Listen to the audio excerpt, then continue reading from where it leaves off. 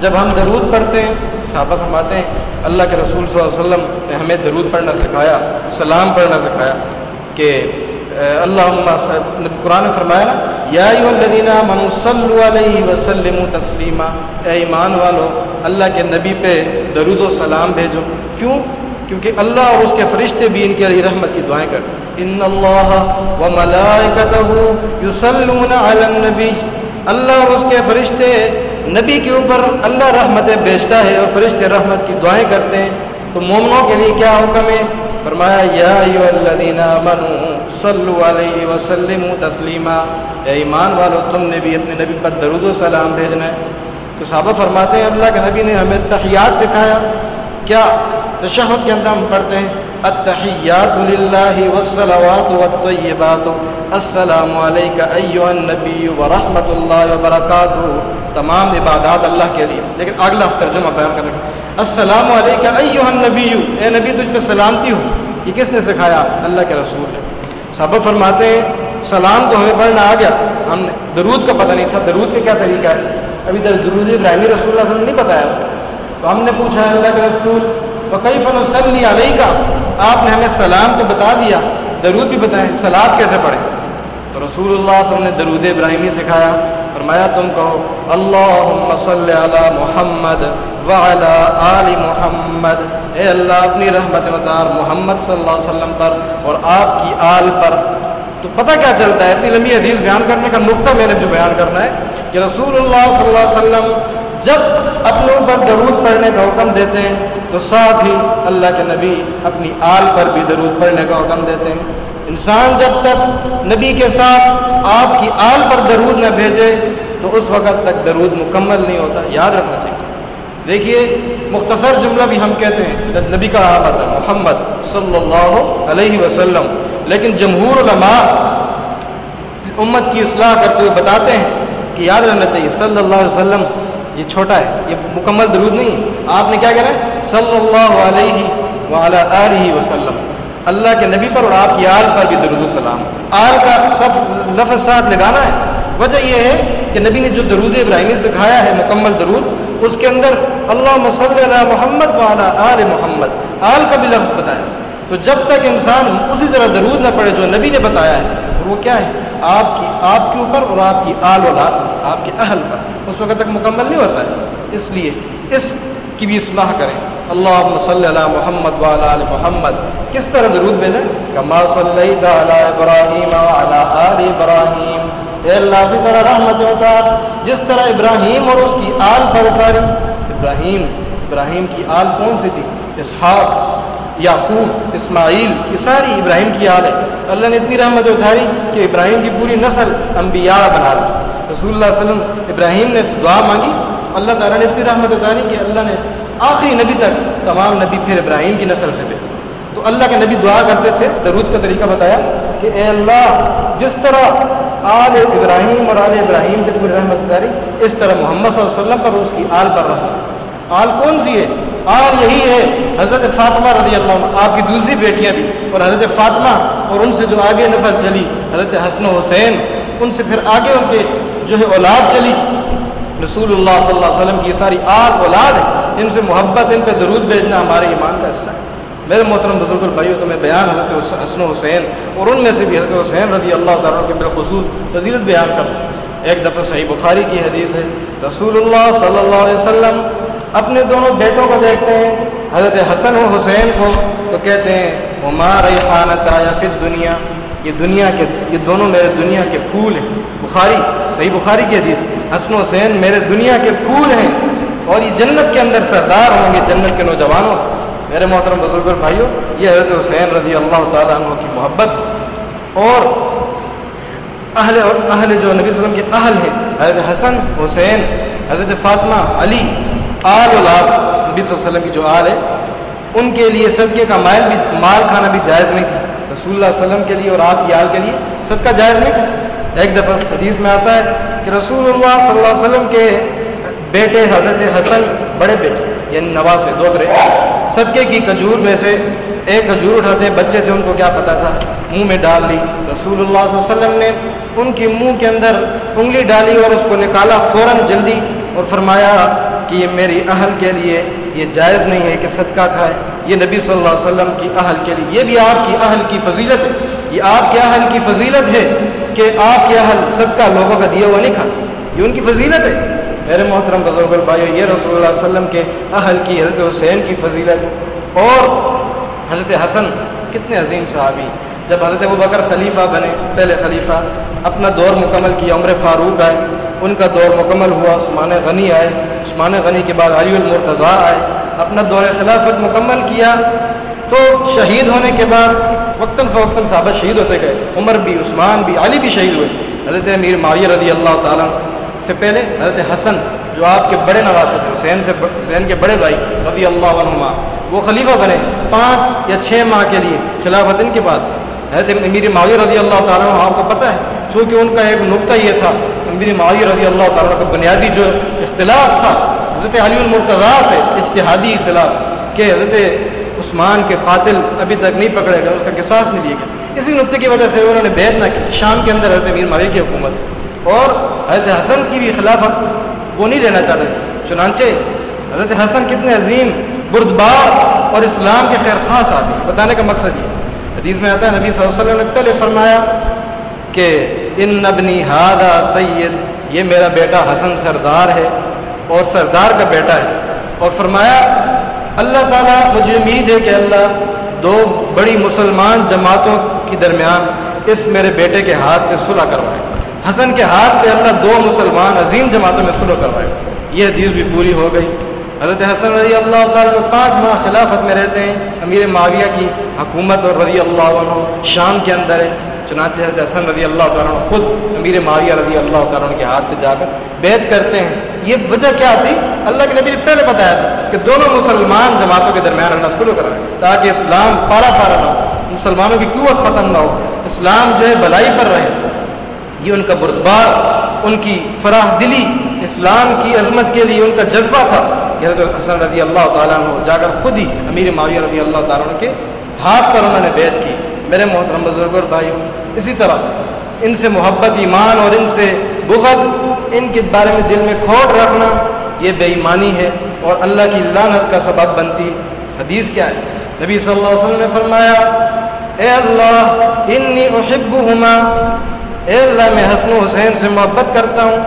نبی فرماتے ہیں فاحبہما، اے اللہ تو بھی ان سے محبت کر، واحب من یحبہما، اور اللہ جو بھی ان سے محبت کرے تو اس سے بھی محبت کر۔ نبی صلی اللہ علیہ وسلم کی دعا ہے، میں بھی ان سے محبت کرتا ہوں، اے اللہ تو بھی محبت کر، جو ان سے محبت کرے اس سے بھی تو محبت کر۔ اس لیے میرے محترم بزرگوں، بھائیوں، مسلمانوں، حضرت حسن حسین سے محبت کریں، حضرت علی المرتضیٰ فاطمہ سے محبت کریں، اہل بیت کے ہر فرد سے محبت کریں، اپنے ایمان کا حصہ سمجھیں، اور درود پڑھتے وقت بھی آل کا ذکر بھی کریں۔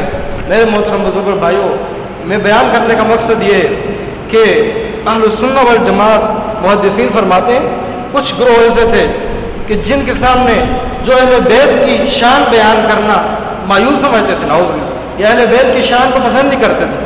وہ کون ہیں؟ ان کے لیے محدثین نے ناسبی کا استعمال کی۔ یہ ناسبی ہیں کہ اہل بیت کی جو فضائل اللہ کے نبی نے بتائے وہ پسند نہیں کرتے یا ان کی عزت نہیں کرتے۔ اور کچھ لوگ ایسے بنو امیہ یا صحابہ کے دفاع کی آڑ، صحابہ کے دفاع کی آڑ میں اہل بیت سے محبت نہیں کرتے۔ کچھ ایسے ہیں روافض، دوسرا گروہ، کہ جو اہل بیت کی دفاع کی آڑ میں صحابہ پر بولتے ہیں۔ یہ دونوں گروہ اسلام سے ہٹے ہوئے ہیں۔ اب اعتدال کا راستہ کیا ہے؟ اہل سنت والجماعت کا منہج کیا ہے صحیح؟ وہ یہ ہے کہ ہم ہر صحابی سے بھی محبت کرتے ہیں اور اہل بیت کی محبت بھی اپنے ایمان کا حصہ سمجھتے ہیں۔ یہ اعتدال، یہ موقف ہونا چاہیے۔ حضرت صحابہ ہمارے ایمان کا حصہ، امہات المومنین ہمارے ایمان کا حصہ، نبی صلی اللہ علیہ وسلم کی ازواج ہمارے ایمان کا حصہ، اہل بیت سے محبت ہمارے ایمان کا حصہ۔ یہ اعتدال کا راستہ۔ ہر نبی، ہر صحابی کو اللہ کے نبی نے ایک فضیلت دی ہے، مقام دیا ہے، اس کی فضیلت کو ماننا، اس سے محبت کرنا مسلمان کی جنت میں جانے کے لیے ضروری ہے۔ میرے محترم بزرگوں اور بھائیوں، تو بیان کرنے کا مقصد ہے کہ اللہ کے رسول نے فرمایا، ایک دوسری حدیث، ایک تو یہ ہے نا کہ اللہ ان سے محبت کر، جو ان سے محبت کرے ان سے محبت کر۔ دوسری جگہ فرمایا کہ ان سے وہ جس نے حضرت حسن و حسین سے محبت کی، نبی فرماتے ہیں صحیح حدیث، جس نے ان دونوں سے محبت کی گویا اس نے محمد صلی اللہ علیہ وسلم سے محبت کی، اور جس نے ان سے بغض رکھا گویا وہ نبی صلی اللہ علیہ وسلم سے بغض رکھتا ہے۔ اس لیے میرے محترم بزرگوں بھائیو، احادیث بیان کرنے کا، بتلانے کا مقصد یہ کہ یہ اعتدال کا راستہ ہے اہل سنت والجماعت۔ آپ دیکھیے ہمارے حق پر اہل سنت والجماعت کے حق پر ہونے کی یہ دلیل کافی ہے کہ جب صحابہ کا ذکر آتا ہے ہم ان کے ساتھ رضی اللہ عنہ دل کے اندر محبت کا اظہار کرتے ہیں، اہل بیت کا ذکر آتا ہے ان کے ساتھ محبت کا اظہار کرتے ہیں۔ باطل وہ ہے کہ جب اہل بیت میں سے کسی کی محبت کا ذکر کیا جائے یا فضائل بیان کی جائے تو اس کو پسند نہ آئے، وہ باطل ہے، سمجھ جائیں بے شک صحابہ سے محبت کرتا ہوں۔ اور اسی طرح دوسرا باطل گروہ وہ ہے کہ جب کسی صحابی سے محبت کا ذکر کیا جائے تو وہ ان کے دل کے اندر صحابہ کی محبت برداشت ہو، وہی بات ہے۔ اور وہ کون سا گروہ ہے؟ مشہور گروہ ہے رافضی، وہ گروہ کہ جو صحابہ کی محبت کی آڑ میں رسول اللہ صلی اللہ علیہ وسلم کے جو ہے اہل بیت کی محبت کی آڑ کے اندر رسول اللہ صلی اللہ علیہ وسلم کے صحابہ پر تان درازی کرتے ہیں۔ تو میرے محترم بزرگ اور بھائیوں، آخری باتیں بیان کرتا ہوں، ابھی بات ختم کرتا ہوں کہ حضرت ابوبکر صدیق کو دیکھیے، بخاری کی حدیث ہے، ابوبکر صدیق رضی اللہ عنہ جو ہے وہ اہل بیت سے کتنی محبت کرتے تھے۔ فرماتے ہیں سیدنا ابوبکر صدیق ارقبوا محمدًا فی اہل بیتہ، حضرت ابوبکر صدیق فرماتے ہیں نبی کی محبت کو ان کے اہل بیت کی محبت میں تلاش کرو۔ اگر تم چاہتے ہو کہ تم نبی کی محبت کا دعویٰ کرتے ہو تو ان کے اہل و عیال اور ان کے اہل بیت سے محبت کرو۔ یہ کون؟ سیدنا صدیق اکبر پہلے خلیفہ یہ بیان فرماتے۔ عمر فاروق کی محبت اتنی تھی کہ وہ حضرت حسین کے لیے، حسن و حسین کے لیے کھڑے ہو جایا کرتے۔ جب حسن و حسین آتے عمر فاروق کھڑے ہو جاتے اور کہتے تھے کہ یہ تو وہ ہیں کہ جن کو رسول اللہ صلی اللہ علیہ وسلم اپنے کندھے پہ سوار کیا کرتے تھے، عمر فاروق ان کے لیے نہیں کھڑا ہوگا تو کن کے لیے ہوگا؟ اور حضرت علی رضی اللہ عنہ سے ان کی بیٹی کا رشتہ بھی حضرت عمر فاروق نے مانگا، حضرت فاطمہ ان کا نام، حضرت علی کی بیٹی کا نام بھی فاطمہ تھا، تو رسول اللہ صلی اللہ علیہ وسلم کے صحابی علی نے اپنی بیٹی کا نکاح بھی عمر فاروق کو دیا تھا۔ اس کا مقصد کیا تھا؟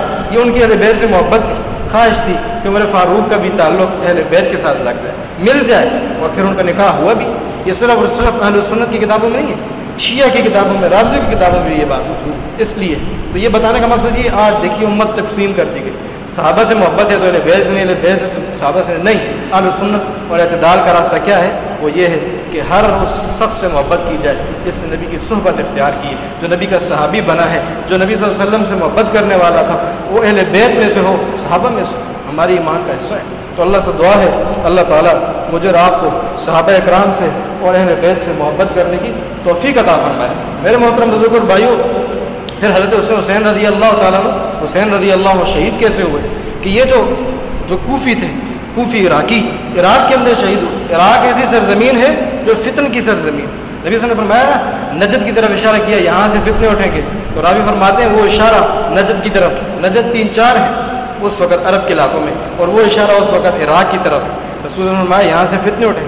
آپ دیکھیں کتنے فتنے اٹھے، حضرت علی رضی اللہ عنہ کی شہادت کہاں ہو، حضرت حسین رضی اللہ عنہ کی شہادت کدھر ہو؟ یہ تمام اسلام کا پارا پارا جہاں کیا گیا، عراق کی سرزمین تھی، کوفے کی سرزمین تھی۔ اور حضرت حسین رضی اللہ تعالیٰ عنہ جب حضرت امیر معاویہ فوت ہوئے تو یزید ان کا بیٹا تھا، وہ جس طرح بھی تھا ہم اس کے بارے میں کلام نہیں کرتے، ہم اس کا دفاع بھی نہیں کرتے، یاد رکھنا چاہیے، ہم اس کے بارے میں اچھا گمان بھی نہیں کرتے کیونکہ وہ صحابی نہیں تھا، ہمارے اوپر صحابہ کا دفاع لازم ہے، جیسے بھی تھا۔ بیان کرنے کا آخری بات بیان کر کے اپنا خطبہ ختم کرتا ہوں۔ جب یزید کا خلافت بیٹھا تو کچھ صحابہ نے اس کی بیعت بھی کی اور کچھ نے نہ کی۔ حضرت حسین رضی اللہ عنہ بھی مدینے میں تھے اور یہ یزید کہاں پہ تھا؟ شام کے اندر تھا، کیونکہ امیر معاویہ رضی اللہ تعالیٰ عنہ نے دارالخلافہ اور حکومت اسلام کا شام کے اندر کر دی، وہیں سے وہ پھر حکومت کرتے رہے، بڑی خلافت کی، بڑی عظیم خلافت کی صحابی رسول امیر معاویہ نے۔ لیکن اس کا بیٹا جیسا بھی تھا وہ بیٹھا، تو جب حضرت حسین کے بارے میں اس کو پتہ چلا یزید کو اس نے خلافت کے لیے بلانا چاہا، تو حضرت حسین رضی اللہ تعالیٰ عنہ کو نہ گئے، انہوں نے نہ مانا، انہوں نے کہا مجھے وقت چاہیے۔ کچھ اور صحابہ بھی تھے، عبداللہ بن زبیر دیگر، وہ چلے گئے مدینہ چھوڑ کے مکہ چلے گئے۔ کون؟ حضرت حسین رضی اللہ عنہ، حضرت عبداللہ بن زبیر، یہ چلے گئے مکہ کے اندر اور کہا کہ ہمیں سوچنے کا موقع دیا جائے کہ ہم تیری بیعت کریں یا نہ کریں۔ مدینہ کے اندر جو گورنر تھا یزید کا، اس نے خلافت کے لیے ان کو پیغام بھیجا کہ آپ بیعت کر لیں یزید۔ تو چنانچہ ہوا کیا کہ عراقی جو تھے کوفی، انہوں نے کہا اب یہ شام کے اندر یزید ہے اور عراق کے اندر جو کوفی تھے انہوں نے خط لکھے حسین رضی اللہ عنہ، آپ آئیں، ہم بھی آپ کے ساتھ مل کر اس شخص کے خلاف، یزید کے خلاف جہاد کریں گے، یہ مسلمانوں کا صحیح خلیفہ نہیں، جیسے بھی تھا وہ۔ چنانچہ حضرت حسین رضی اللہ عنہ کا ارادہ بنایا کہ مکے سے جاؤں، کہاں پہ چلا جاؤں؟ عراقیوں کے پاس، تاکہ ان کے ساتھ مل کر یہ میرا ساتھ دیں گے تو ہم اس یزید کو تخت خلافت سے ہٹائیں گے یا اس کو سمجھائیں گے کہ آپ اپنا کردار ٹھیک کریں۔ چنانچہ حسین رضی اللہ عنہ نے ارادہ کیا، 3 صحابہ عبداللہ بن عباس، عبداللہ بن زبیر، عبداللہ بن عمر، ان کو حدیث میں عبادلہ کہا جاتا ہے، وہ صحابہ جن کے نام عبداللہ سے شروع ہوتے ہیں، انہوں نے حسین سے کہا کہ آپ نہ جائیں عراق کے اندر. انہوں نے آپ کو دعوت تو دی ہے لیکن یاد رکھیے اس سے پہلے یہ آپ کے والد علی سے بھی دھوکہ کر چکے ہیں رضی اللہ عنہ. آپ کے والد علی سے بھی دھوکہ کیا ہے. خود شہید کرنے والے علی کو بھی کون تھے کوفے کے اندر؟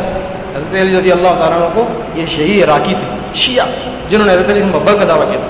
حسین رضی اللہ عنہ نے فرمایا اتنے خط آئے ہیں میں جاتا ہوں اور میں اپنے بھائی مسلم بن عقیل کو بھیجتا ہوں اگر وہ حالات کی خبر دے کہ اگر وہ واقعتاً میرے ساتھ ہیں تو میں چلا جاؤں گا. مسلم بن عقیل گئے تو عراقیوں نے کہا ہم آخری بات کرتا ہوں کہ ہم حسین کی اوپر بیعت کریں گے رضی اللہ عنہ, آپ ان کو بلائیں.